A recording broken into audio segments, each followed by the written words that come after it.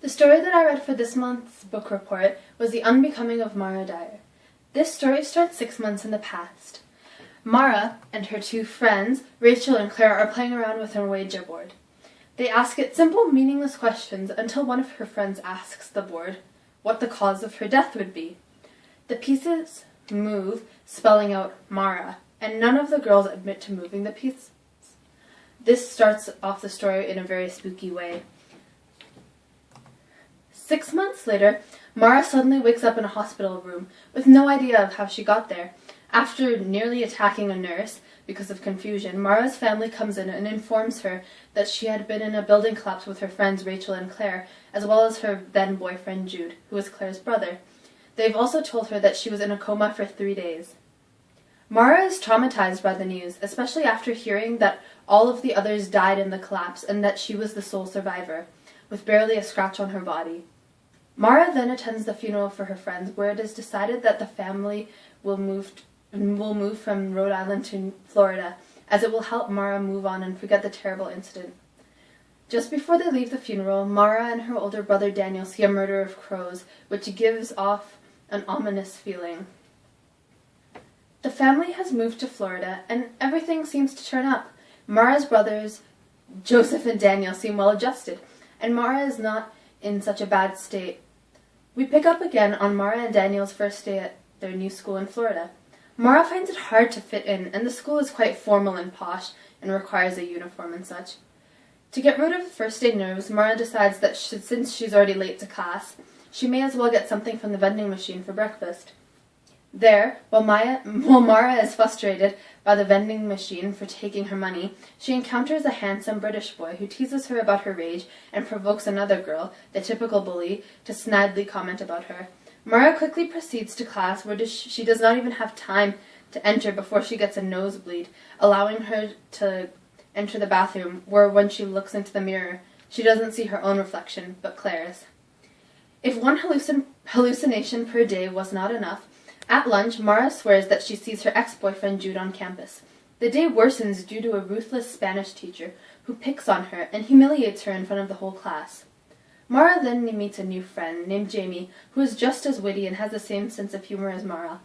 He also fills her in on the people at school, stating that the British boy, Noah Shaw, was trouble and that the rude girl, Anna, was jealous of anyone who neared Noah, despite that he wanted nothing to do with her. Later that night, once home, Mara is washed over by a creepy feeling once again, thinking that her deceased grandmother's portrait was watching her. She shakes off the feeling and goes to school the next day, interacting more with the boy, Noah Shaw, who seems just as intellectually forward, witty, and sarcastic as her. Though he seems to be infatuated by her, Mara is irritated by him. Once again that night, Mara recollects only a small part of the night of the building collapse, but is terrified by the snippets. The next day, Mara is making her way to school when she stumbles upon a neglected dog who is in a near-death condition. Mara tries to help it, but the disgusting owner threatens her, and she walks away, imagining his death, him lying on the floor with a hole through his head. The day progresses with Anna making jabs at her and Noah defending her.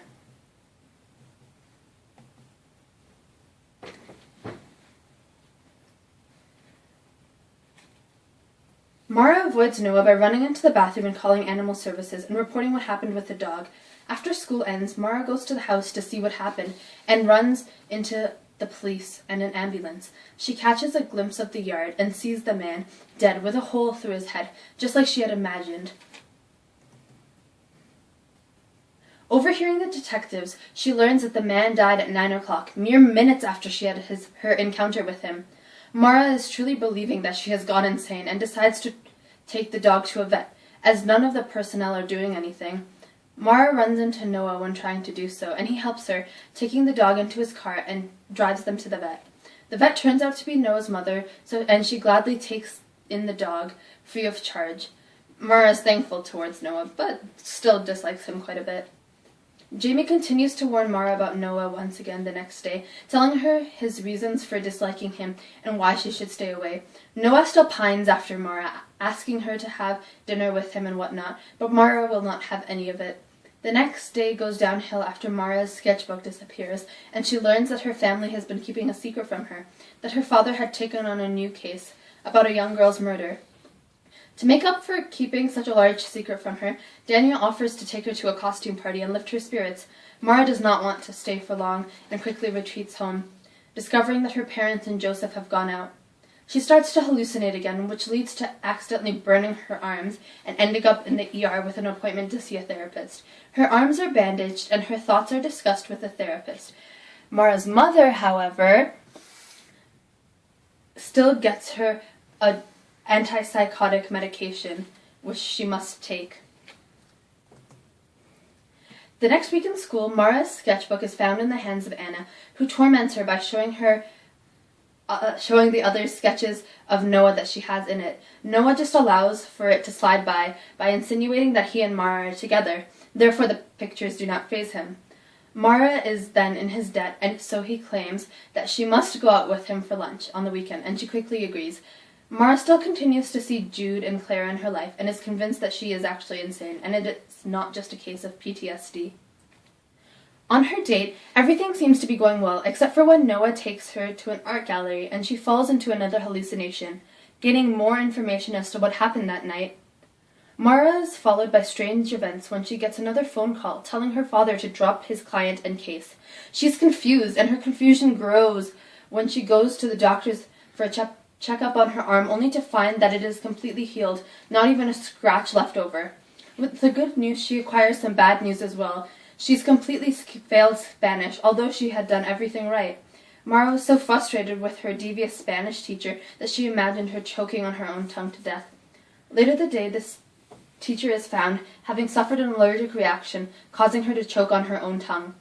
Mara is hysterical, and Noah tries to comfort her, though he has no idea why she is hysterical. Mara is very convinced that this was not a coincidence.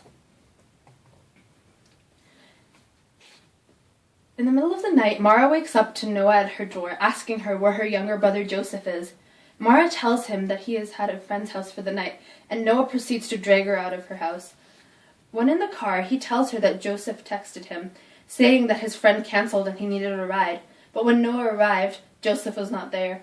They ended up in the Everglades, and they had to wade through alligator-ridden waters to reach a small hut where they find her brother. They quickly run back to the car and have no further encounters with the alligators.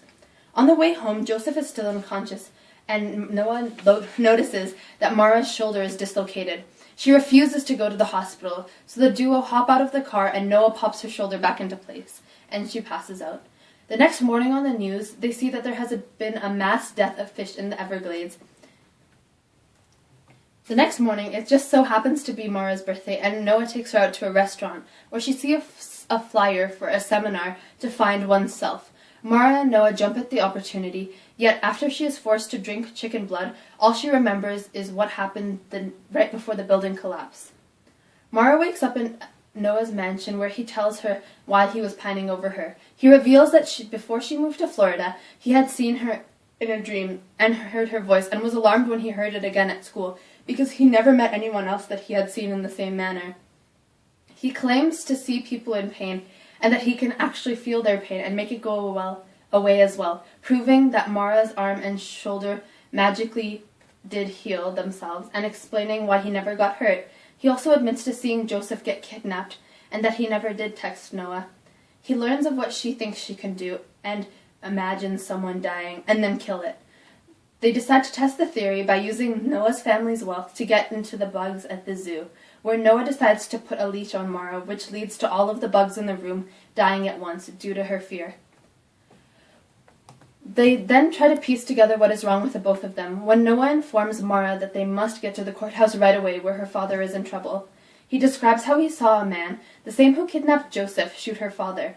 Mara and Noah make it to the courthouse, but they cannot do anything to stop her father from getting hurt. The story closes off as Mara flees from the hospital where her father is and runs to the police station, where she encounters Jude, only this time she feels him brush by her. He is not dead. The reason I enjoyed this book so much was because a friend of mine recommended it to me, and at first when I saw the cover and I read the back, it seemed like a typical teen book where there's two people who fall in love. But once I opened the book and I started reading it, it really insinuated that there was a deeper meaning behind the story, and with Mara's powers and Noah's powers. And then once the other two books went on, it was really easy to tell that the author had thought of everything very thoroughly, and I really like the way it's written as well, and I would definitely recommend it because it is one of my very most favorite books. Thank you.